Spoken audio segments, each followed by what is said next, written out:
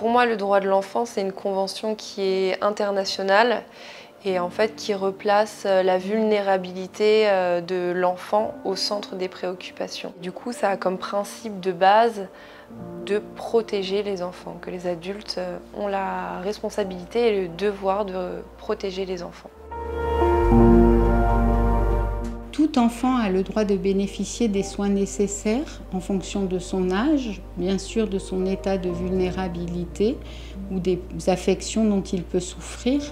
Le but est d'offrir à chaque enfant une égalité dans ce domaine et de lui permettre de bénéficier des soins nécessaires pour se développer et grandir correctement. Le droit à la santé en Nouvelle-Calédonie, il est quand même spécifique, il est particulier. Parce qu'il y a plusieurs médecines sur le territoire. Il y a la médecine conventionnelle, mais il y a aussi toutes les médecines traditionnelles. On dit que la santé, c'est gratuit et accessible pour tous.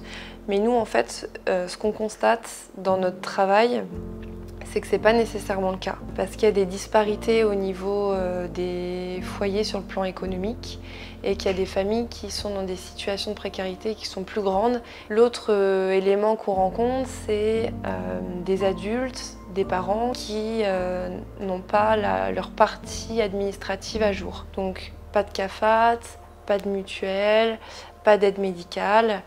Et le jour où l'enfant se blesse, le jour où l'enfant est malade, le jour où l'enfant a besoin d'aller chez le dentiste, l'accès aux soins leur est beaucoup plus difficile. Donc nous, notre travail, ça va être de faire en sorte que l'enfant ait accès aux soins, mais surtout de responsabiliser les adultes et les parents par rapport à leurs responsabilités. Bonjour, je suis travailleur social au service de protection de l'enfance. Et dans le cadre de mes missions, j'ai un jeune mineur adolescent qui est juste en face de moi, qui aurait besoin de voir un dentiste en urgence. Je pense qu'il a une infection de la gencive ou de la dent parce qu'il a le visage tout gonflé. C'est douloureux et gonflé depuis 3 jours, il a mal toute la journée, il ne dort pas de la nuit. Il n'a pas été voir de médecin ni de dentiste avant parce que ses parents n'ont pas les moyens de payer les 10% du tiers payant. Bon, c'est super, là on a rendez-vous pour toi dans 1 heure, donc le dentiste il va te prendre en urgence, il va te soigner, tout va bien se passer. Par contre c'est important que soit papa, soit maman soient là parce que c'est eux les responsables légaux et c'est à eux de t'occuper de toi.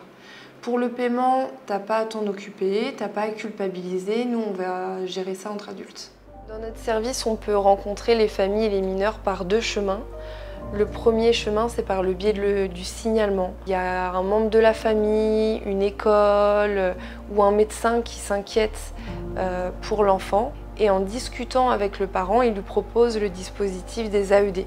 C'est l'aide éducative à domicile.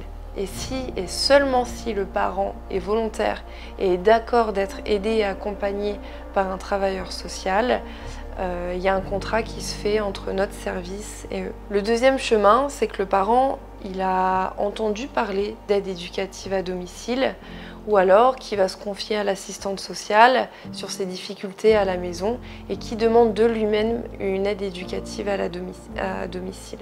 Ce qu'on pourrait dire aux Calédoniens, et j'ai envie de dire surtout aux adultes et aux parents qui s'occupent des enfants, c'est que c'est de leur devoir et de leur responsabilité de faire respecter les droits de l'enfant. Les enfants d'aujourd'hui, c'est les adultes de demain, c'est ceux qui composent la citoyenneté de notre territoire, de la Nouvelle-Calédonie. Donc pareil, la santé d'aujourd'hui, elle conditionnera la bonne santé de l'adulte de demain.